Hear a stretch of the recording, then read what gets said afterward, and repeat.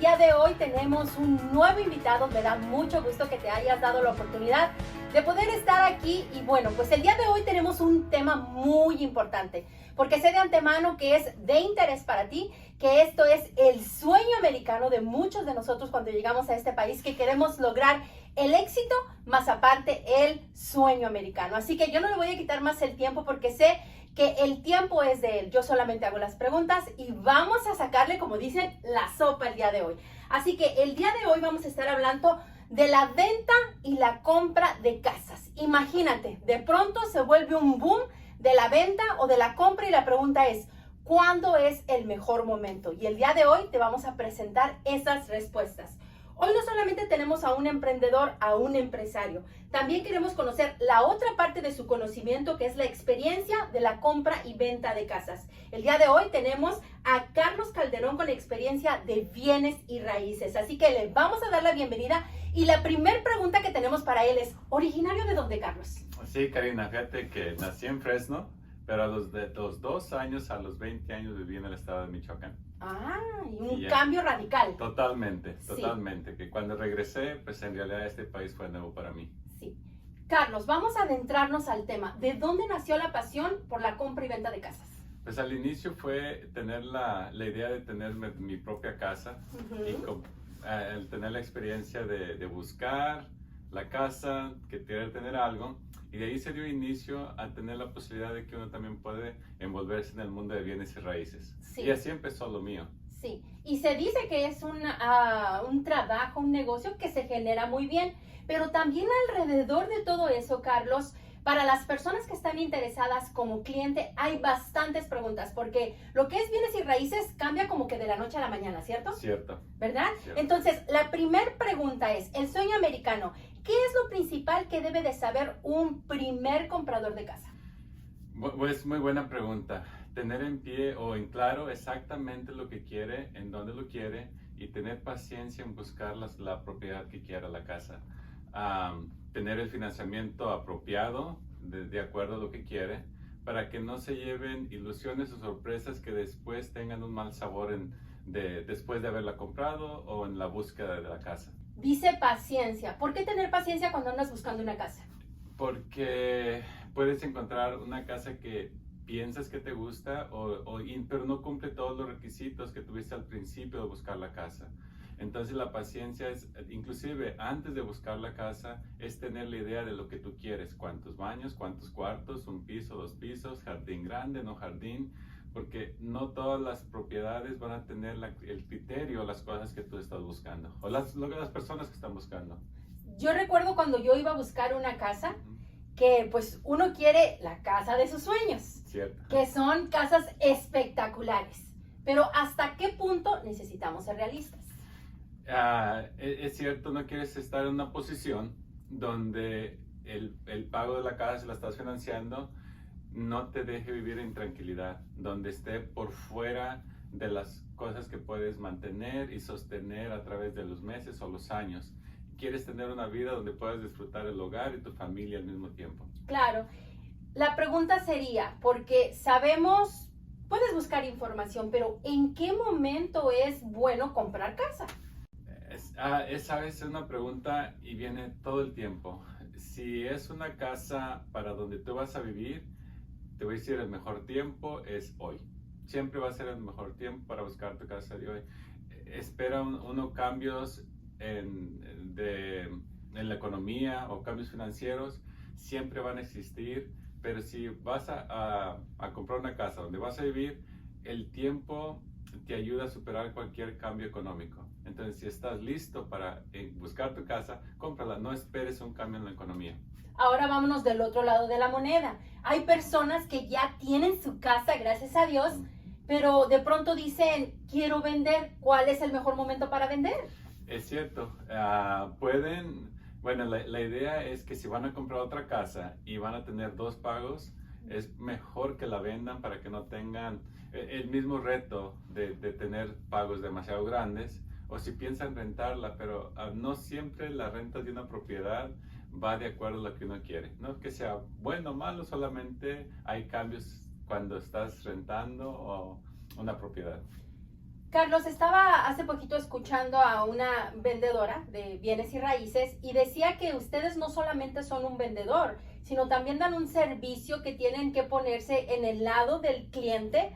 Por ejemplo, que viven en un área que tal vez no les gusta y quieren buscar una mejor área. O sea, que llegan ustedes en algún momento hasta ver cómo suplir esa necesidad que tienen, ¿no? Como escuchar ese cliente. Porque estaba escuchando, es que no solamente se trata del dinero, se trata de sentarte con la persona y en un momento dado escuchar esa necesidad. Es cierto, y vienen las primeras preguntas ahí, Karina. Uno hace preguntas muy básicas, por ejemplo, ¿cuántos cuartos quieres o necesitas? ¿Cuántos baños necesitas? ¿Qué lugar? ¿Cómo quieres que sea tu propiedad? Y el lugar también es importante, donde esté localizada la casa. En vecindades hay preferencias unas de otras, el precio también tiene mucho que ver. ¿Y qué es lo más importante para la familia? A veces lo más importante para la familia es el precio de la casa y no el tamaño de la casa. A veces no siempre es así. Entonces sí es importante saber cuáles son las cosas que los compradores no son negociables para ellos. Yo quiero una casa de esta manera, entonces después de eso empiezas a ver qué es lo que encuentras y cómo puedes suplir esa necesidad de la persona. Mi pensamiento es, o lo que yo pienso, que el comprador es el más importante, inclusive que el vendedor, porque la persona que está comprando o se va a mudar ahí, si no es por inversión, él va a estar ahí, esta familia va a estar ahí. Yo recuerdo hace algunos años, bastantes años, que hubo una desilusión muy grande en compradores que en su momento compraron demasiado caro. Hubo una crisis donde, ¡pum!, se vino la economía abajo y una desilusión muy fuerte. ¿Cuál es el error más grande que puede caer un primer comprador? Buscar algo que no puedan, que esté fuera de sus alcances.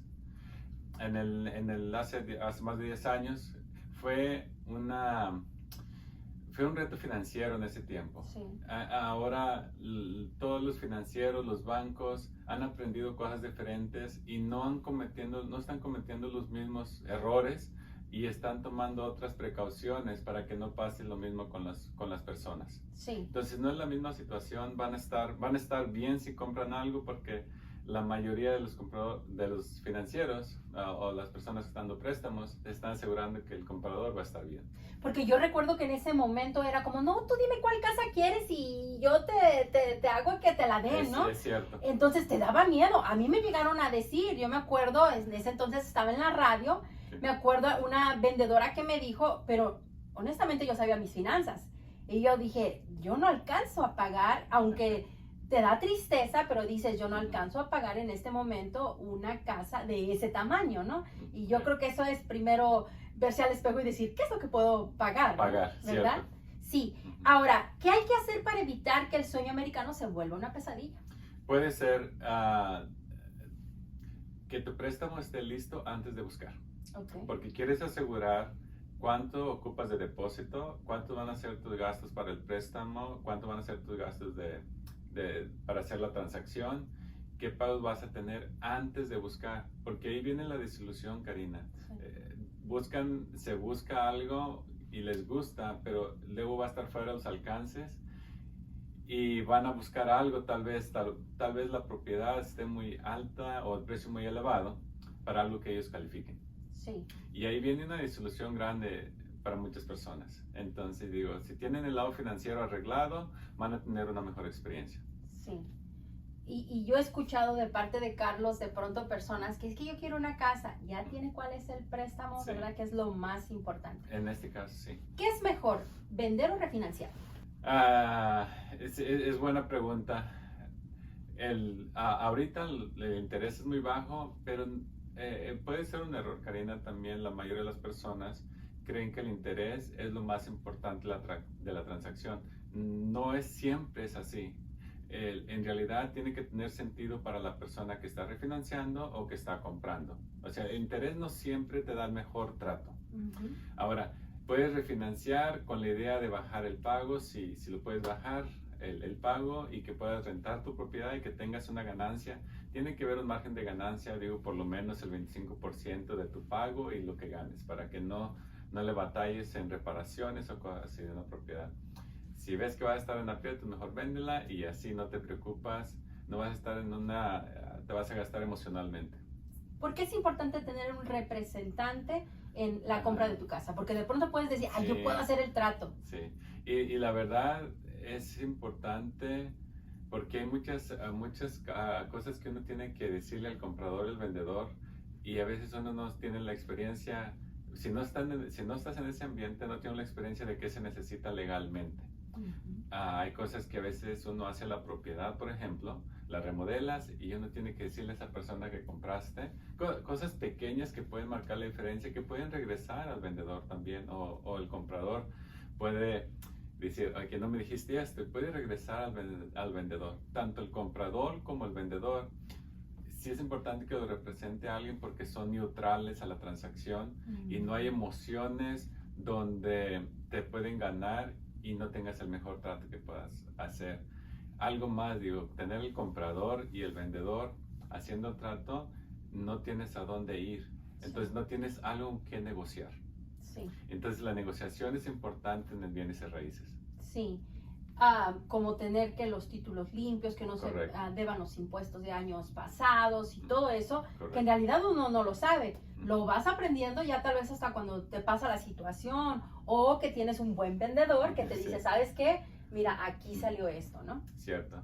Quieres que cuando termine la transacción no tengas que regresar ni a la propiedad para ningún detalle, ni después ni antes. Quieres que todo, cuando ya te entreguen tu casa o entregues las llaves, todo esté bien. Sí, sí. Cambiando un poco de tema, si ahorita en este momento está viendo a alguien que diga, yo quiero ser vendedor de casas, ¿cuál sería el primer consejo para él? Que sí lo pueden hacer.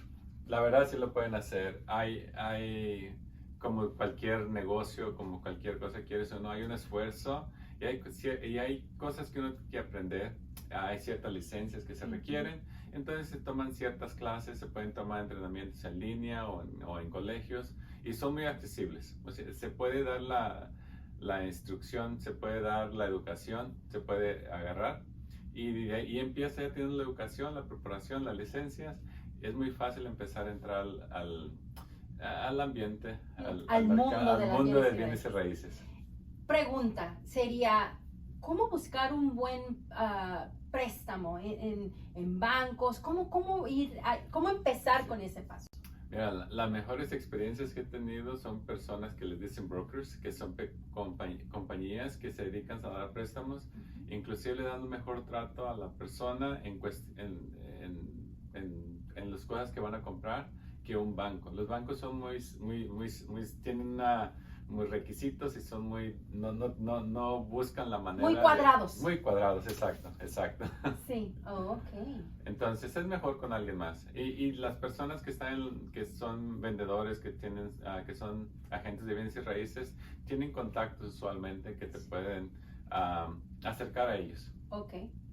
Pues ahí está el consejo para alguien que quiera en este momento que, aunque digamos que el sueño americano es poder obtener una solvencia económica, no deja de ser también un hogar. Cierto. Porque todos queremos tener un hogar, todos queremos llegar a una casa donde tengamos la tranquilidad, que no llegue el verdadero dueño, sino tener esa tranquilidad, ¿verdad? Sí, de un hogar. Ahora, nos gustaría conocer un poco más de Carlos. Le voy a hacer unas palabras y usted me dice qué significan para usted, ¿ok? Muy bien. El sueño. El sueño americano para mí, mira, inclusive pues lo he descubierto aquí. Creo que para mí las cosas que marcó la diferencia, Karina, fue ese momento en que pude tener la confianza en Dios para mí en hacer todas las cosas. Y eso me dio eso fue lo mío, me dio seguridad y de ahí miré las cosas importantes que tenía que crear para mi familia. Al tener ese fue como mi sueño. Me han preguntado, ¿y en qué lugar te gusta más? Digo, donde está mi esposa, mis hijas, y el hogar lo hacemos nosotros, y después busco las cosas necesarias para que ellas estén bien. También con mi esposa, ¿verdad? Pero buscamos esas cosas que son importantes para nosotros. Entonces buscamos que el lugar donde estén ellas sea un lugar que se sientan bien, que se sientan seguras, el lugar de la escuela, que estén bien. Entonces ese es para mí el sueño americano, ¿verdad? Que ellas tengan un hogar donde puedan descansar, donde puedan sentirse bien, donde puedan comer, donde puedan tener amistades, amigos. Eso es para mí el sueño americano. Familia. De las bendiciones más grandes, Karina, y te voy a decir, he cometido cosas que a veces no lo veo de esa manera, o no lo miraba de esa manera, pero creo que es de las cosas después de Dios lo más importante que incluye en mi vida. Pasión. Negocios, me gustan los negocios. Me gusta saber que por medio de un negocio, por medio de hacer cosas en la vida, hay personas que van a estar mejor. Entonces, sabemos que si hacemos algo bien, va a haber personas y familias que van a vivir mejor. Negocio. En cantidades, ¿verdad? Me gusta decir que soy empresario y el ser empresario requiere varias cosas que uno tiene que hacer. A veces independientes y a veces tienen que ser unas personas con otras corporaciones o en diferentes áreas. Hobbies. Oh, me gusta la cacería. Me gusta la cacería, me gustan los deportes, me gusta pasear con mi familia. Hay cosas normales, nada fuera de lo normal. Pero creo que lo más fuera de lo normal es la cacería, ¿verdad? Que este sería un muy buen tema, ¿eh? La cacería tiene como dos parteaguas, ¿no? El que es un hobby, el que hay que saber hacerlo, sí. Pero también está la otra parte que está en contra de la cacería. Es cierto. ¿Verdad? Sí. Que sería un muy buen tema poder tratarlo en otro momento, porque en realidad cuando uno piensa en cacería no es porque piensas en hacer daño, no es porque Correcto. Es un hobby nada más. Es diferente, ¿no? Es diferente tener esa conexión con la naturaleza. Sí. Que es parte de su hobby, la naturaleza. Cierto. Bueno, pues conociendo un poco más de lo que viene siendo la experiencia en bienes y raíces, vamos a finalizar con estas tres preguntas, que es una parte bien importante con una persona que tiene bastante experiencia, que sobre todo está enfocado, me imagino, ¿qué porcentaje está entre los hispanos sus clientes? La mayoría son personas inclusive que han tenido muy pocas posibilidades de tener su propio hogar. Algunas personas les ha ido muy bien y me alegra, sí. ¿Sabes? Esas son las cosas que me alegra, la mayoría son hispanos. Algo que cabe mencionar, la mayoría de las personas que me ayudan a tener esas casas son personas americanas. Que la fuente de recursos está más fuerte en el mercado americano y no hay una distancia todavía entre nosotros y los recursos que pueda haber. Pero vamos llegando y si hay personas que están interesadas en eso, Karina, es muy bueno porque acercan esa posibilidad para las personas hispanas. ¿Sabe que ahorita que está hablando acerca de entre el que habla inglés y nosotros los hispanos, me ocurrió algo muy curioso en el área de la frontera de México, Ensenada, Baja California? Okay. Estaba viendo unas casas por allá muy bonitas, muy coloridas, pero algo que me quedé así como, a ver, pues, ¿dónde estoy? Que el vendedor era americano. Ya ves. ¿Y dónde están los hispanos como vendedores vendiendo en nuestro país casas, no? Salió un americano hablando medio español y digo, ¿qué pasó aquí? Entonces, sí se ocupan vendedores hispanos. Sí se ocupan vendedores hispanos, se ocupan más. Hay una gran necesidad. Sí, me hizo recordarme ese día. Bueno, para finalizar, un consejo para el que quiere vender. Quiere vender, si ves que la transacción tiene sentido para ti, no lo pienses mucho, solamente hazlo para que tengas tal vez quieras hacer otra inversión o quieras comprar algo más, no lo pienses mucho. No sabemos qué va a pasar en el futuro, eso no se puede predecir, pero si la transacción hace sentido en su momento, hazlo.